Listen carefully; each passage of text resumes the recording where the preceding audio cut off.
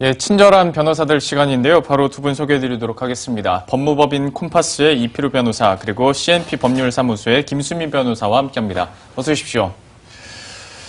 제가 미리 잠깐 오늘의 주제를 봤는데요. 참 걱정이 많이 됩니다. 핫하긴 한데 이걸 얘기하면 할수록 어려워지지 않을까 싶어서 그래도 이 두 분은 저보다 법적으로 그리고 상식적으로 그리고 지식적으로 더 많이 알고 계시기 때문에 더 쉽게 설명해 주시지 않을까라는 기대감으로 토지 공개념에 대해서 한번 얘기를 해보도록 할 텐데요. 저는 토지 공개념에 대한 개념조차 별로 있는 분들이 많지 않을 거라고 생각하고 저도 잘 모릅니다. 한번 설명을 먼저 해주시죠.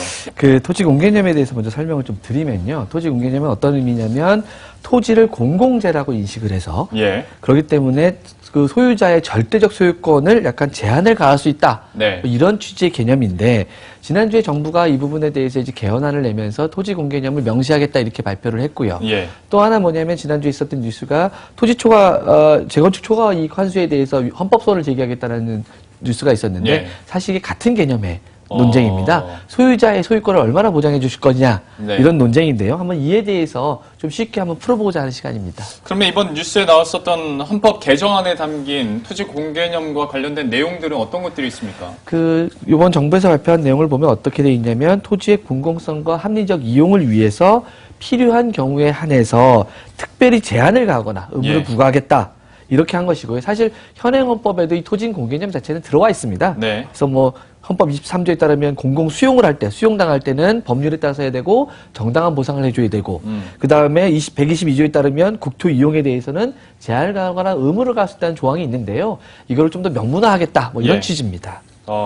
필요한 경우에 한해서라는 부분이 이제 약간 뒤에 가면 애매해질 수 있겠습니다만은 그래요. 우선 헌법 개정안에 담긴 내용들을 이렇게 들여다보고 있고 근데 얘기를 처음에 해주실 때 현재 현행법에서도 어느 정도 규정은 하고 있는데 이번에 특별히 더 명시를 하게 된 계기는 어디에 있을까요? 그러니까 우선적으로는 정부는 이제 사회적 불평등, 이 토지 소유에 따른 사회적 불평등이 좀 심화되고 있다는 측면과 청년들이 이제 주거 문제에 대해서 어려움을 겪고 있다는 측면에 있어서 좀 토지에 대한 소유권에 제한을 가고 싶다 이런 취지에서 시작을 한 것이고 또 하나는 뭐냐면 과거에 토지 초과 이득세법의 헌법 불합치 결정, 그다음에 토지 소유 상한에 대한 법률에 대한 헌법 위헌 결정 등이 있었고 추가로 이번에 이제 재건축 초과 이익 환수에 관한 법률에 따른 그 부담금에 대해서도 헌법 소원이 계속 제기되다 보니까 차라리 이럴 거면 명시적으로 규정을 해서 이를 합헌화하자라는 취지로 주장하게 되는 것입니다. 그러니까 어떤 공공적인 목적으로서의 토지를 바라봤을 때 뭐 옛날 일이긴 합니다만 그러니까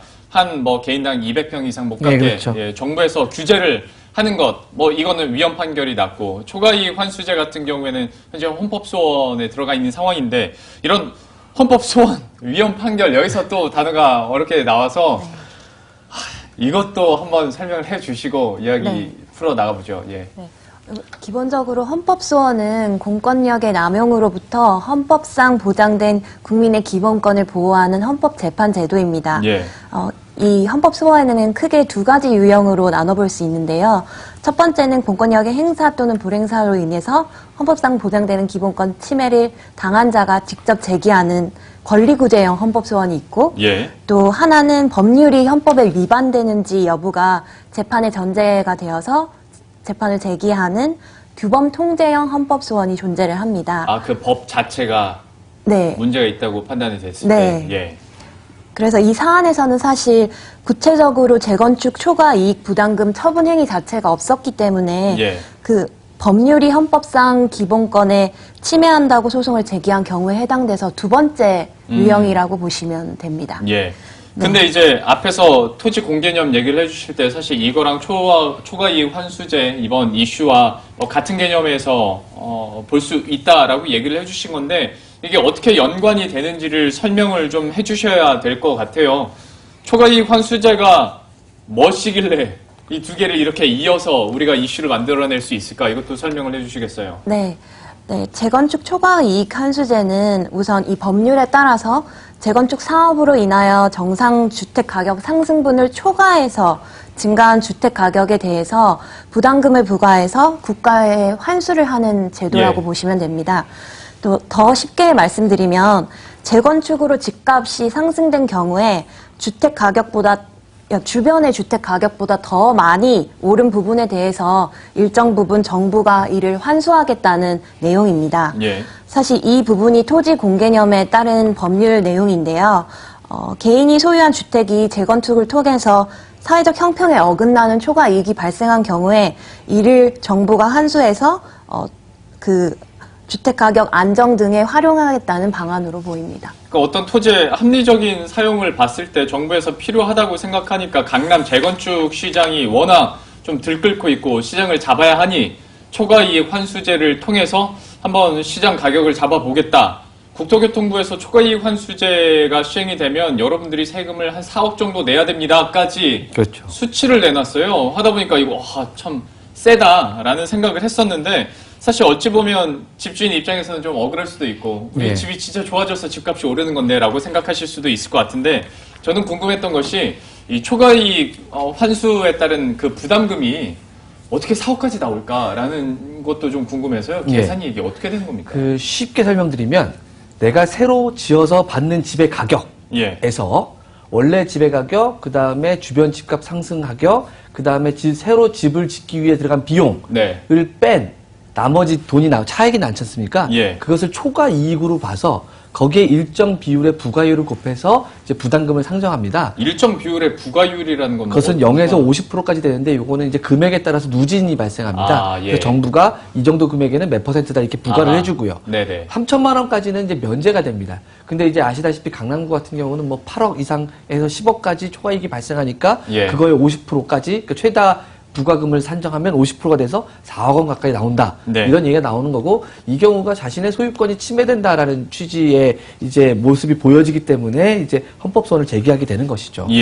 토지 공개념에 대한 뭐 관심들도 많으시겠지만 아무래도 더 느낌에 확 와닿는 것은 초과이익 환수제에 따라서 과연 어떤 변화가 있을 것인지일 것 같은데요. 과연 그러면 이 두 법률과 초과이익 환수에 관해서 위헌 가능성이 어떻게 좀 있습니까? 현재 분위기나 상황은 어떤가요? 네, 이건 좀 어려운 질문이기도 한데요.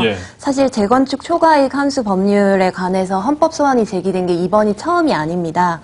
이미 2008년에 재건축 초과이익 환수법 중에 부담금 부분에 대해서는 헌법 소원을 제기했었고 이에 대해서 청구인들이 권리를 직접적으로 침해하는 것에 해당되지 않는다는 이유로 각하 결정이 난 경우가 있었습니다.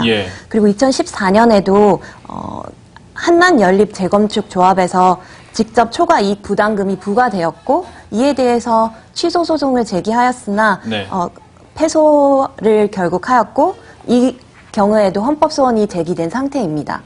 그래서 이번이 사실 세 번째 헌법 소원이라고 할 수 있는데요. 미실현 이득 과세의 위헌 여부 문제와 그리고 이중과세 문제 그리고 부담금 산정 방식이 불평등하다는 문제 등 여러 가지 쟁점이 담겨 있어서 사실 쉽게 결과를 예측하기는 어려운 것이 현실입니다. 다만 이 부분에 대해서 이미 미실현 이득 부분은 합헌 결정을 받은 바가 있고 또 현재 뭐 청년의 주거난이나 재건축을 통한 투기 문제 등을 고려할 때는 위헌 가능성이 그렇게 높지는 않아 보인다고 할 수 있습니다. 각하 결정이 이전에 2번이 났었고 다만 강남 재건축 뭐 버블이라는 것도 어느 정도 감안은 돼야 될 텐데 어떻게 결론이 날지 한번 지켜보도록 하겠습니다. 지금까지 법무법인 콤파스의 이피루 변호사, CNP 법률사무소의 김수민 변호사와 함께했습니다. 오늘 말씀 고맙습니다. 그럼 저희도 여기서 인사드리도록 하겠습니다. 식사 맛있게 하시고요. 저희들은 내일 이 시간에 다시 찾아뵙도록 하겠습니다. 시청해주신 여러분 고맙습니다.